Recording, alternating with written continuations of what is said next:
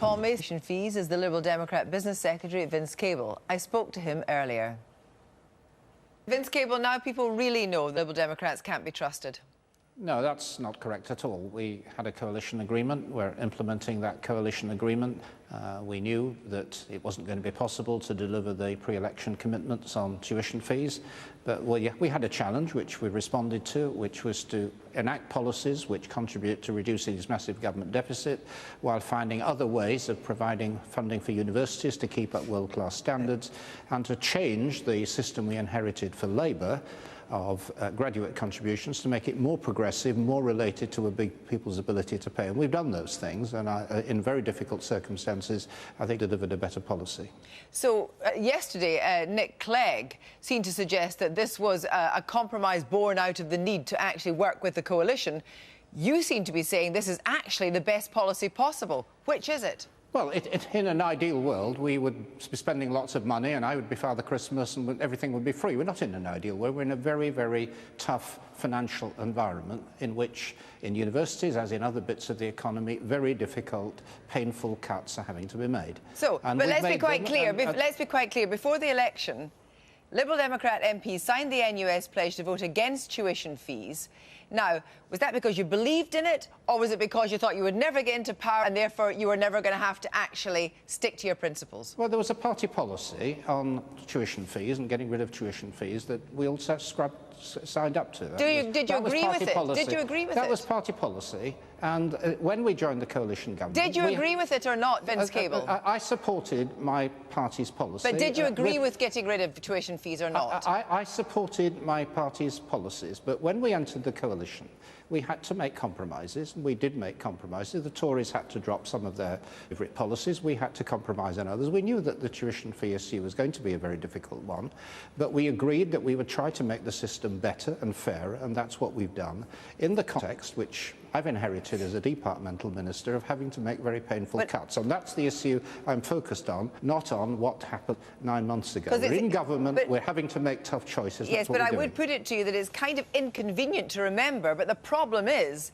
that the Liberal Democrat backbenchers remember. And isn't it interesting that the Liberal Democrats that have positions in power, except for 2 PPSs, voted for the policy. The Liberal Democrats who are not in power voted against. It's the biggest ever rebellion in the Liberal Democrats since it was formed. And you couldn't carry your party with you. No, we didn't carry all the party with us. We did have a substantial number of my colleagues voted against it. We knew when we went into government that this was probably going to be one of the most difficult challenges we'd have to face.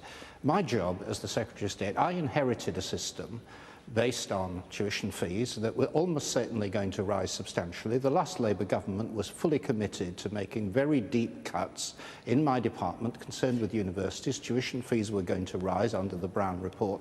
My job was to try to make the system fairer, better, and that's what I've been working on with my colleagues for the last 6 months. But Vince Cable, you haven't been able to... No. If you can't convince your own backbenchers, how are you going to convince the country? And if you can't see them, you can certainly hear the noise outside. People see this as a betrayal of principle at the first hurdle. The Liberal Democrats have failed at the first test of principle. No, we haven't failed at all. The first test we had was joining the coalition. And it was a difficult test because we entered into government. You may remember the context. The country needed stable government. There was a financial emergency. The country wanted parties to work together in the national interest. And the first big test we made was entering into that coalition, accepting compromises on things that we believed in and were very committed to, and the tuition fee policy was one. But this is the first evidence of the impact of that. And surely the evidence is the Liberal Democrats, it's 2 parties now. It's the guys in power and it's the guys in the backbenches, and you're split now, and the split will continue. No, that is not correct. I think, actually, we're significantly stronger, having been through this very difficult process. We've met together several times in the last few days to debate with each other how we should deal with this. People have strong views, but we are still colleagues. We're going to work together as a team. There is no permanent division. We're going to put this behind us. You've got your fingers crossed. You've got your fingers crossed on that. But I'll tell you... All my colleagues are now fully committed to the coalition government, including those who voted against. Right. Well, can I ask you one final question? Because this is what has been exercising many Liberal Democrats. The assertion that this will actually be good for poor students, because poor students in poor families are debt averse. And what you are essentially doing is condemning them to decades of debt, and that will put a lot of them off going to university. No, I think that is absolutely wrong, and I think it will be proved to be wrong. We've built into this policy a whole series of commitments which mean that that will not happen.